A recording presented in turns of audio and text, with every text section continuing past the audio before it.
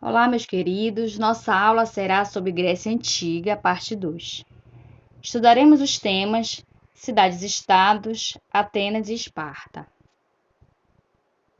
A formação das cidades-estados gregas. A organização social que se consolidou na Península Balcânica após a invasão dos dórios seria baseada na formação de pequenas comunidades, chamadas de gênos. Os membros dos gênios eram ligados por laços familiares. Eram comandados pelo pater familias, ou patriarcas, geralmente um dos integrantes mais velhos do grupo.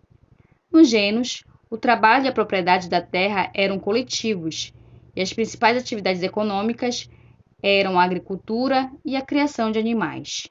A necessidade de proteção, no entanto, teria levado essas pequenas comunidades a se unirem. Assim surgindo as tribos, foi a união de várias tribos que formaram as cidades. A Grécia não chegou a formar um único reino, nem a ter um único líder. As cidades gregas da antiguidade possuíam autonomia política, isto é, formavam cidades-estados.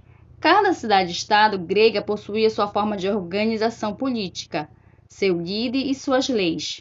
O que unia as cidades-estados gregas era a cultura comum, ou seja, a mesma língua, os mesmos antepassados, a mesma religião e os mesmos costumes. As cidades-estado da Grécia eram chamadas de polis. Do século XII a.C. até o século VI a.C., as cidades gregas foram se desenvolvendo de forma independente uma das outras, o que fez com que elas tivessem características bem diferentes entre elas. Vamos estudar as principais cidades-estados gregas, Atenas e Esparta. A cidade de Atenas foi uma das únicas cidades que não foi ocupada pelos dórios em seu território. Predominavam os eólios e os jônios. Atenas se desenvolveu ao redor da Acrópole e da Ágora, local em que se davam os acontecimentos políticos, comerciais e religiosos. Ao redor dessas áreas centrais, foram se constituindo núcleos nos quais viviam os habitantes da cidade. Ao redor de todo o complexo foram erguidos os muros, cujo objetivo era proteger a cidade de invasões estrangeiras.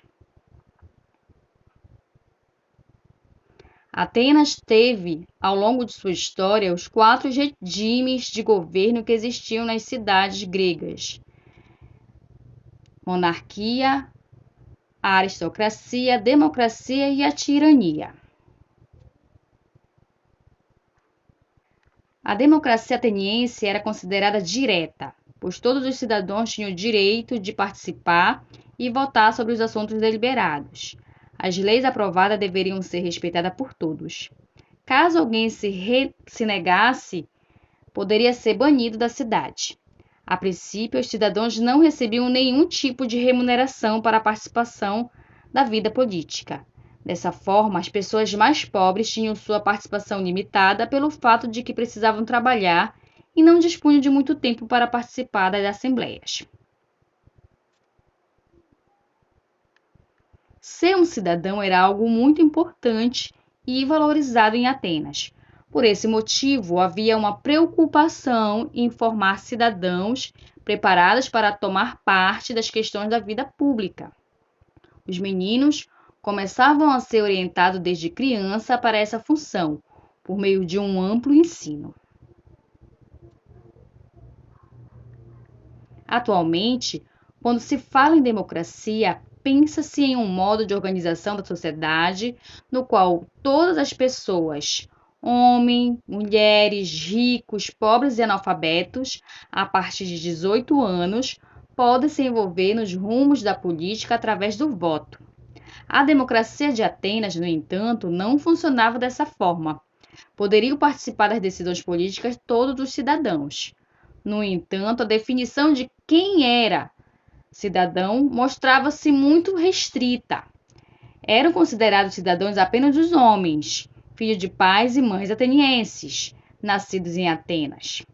Mulheres, escravos e estrangeiros estavam todos excluídos dos processos de votação.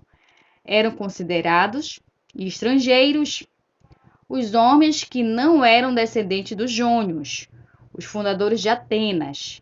Eles não possuíam nenhum direito político e eram proibidos de casar com mulheres atenienses. Além disso, eram obrigados a pagar muitos impostos e a prestar serviços militares. Esparta foi outra importante cidade-estado grega.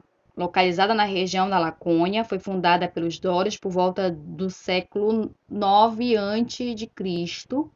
Aos poucos, eles foram expandindo seu domínio pela região da Lacônia, até que por volta do século 8 já dominaram quase todas as regiões vizinhas a Esparta, como a Messênia. Se a principal preocupação de um cidadão ateniense deveria ser com a política, a principal preocupação dos espartanos era com a formação de bons soldados. Por esse motivo, a educação dos meninos em Esparta era totalmente diferente à de Atenas. A sociedade espartana era formada por 3 grupos: os espartanos, descendentes dos dórios, cuja formação era voltada para a vida militar e a guerra. Havia também os periecos, habitantes da periferia da cidade, livres, mas que não possuíam cidadania e se dedicavam sobretudo ao comércio. E, por fim, havia os ilhotas, povos dominados e transformados em servos pelos espartanos e seus descendentes. Os cidadãos espartanos, por sua vez, dedicavam-se a outro tipo de atividade. A forma de governo que dominou em toda a história de Esparta foi a oligarquia. Ela se caracterizava por ser uma diarquia, ou seja, um regime no qual havia 2 reis. Eles eram provenientes das 2 famílias mais ricas de Esparta. Para auxiliá-los no governo, havia ainda a gerúsia, termo que significa conjunto de idosos. Era composta por 28 cidadãos espartanos com mais de 60 anos de idade. Eles eram aclamados para o cargo, ou seja, escolhidos por seus pares para ocupá-lo, e nele permaneceu até a morte. A administração espartana contava ainda com o éforos, espécie de prefeitas que ficavam pelo período de 1 ano no cargo. Bons estudos e um forte abraço.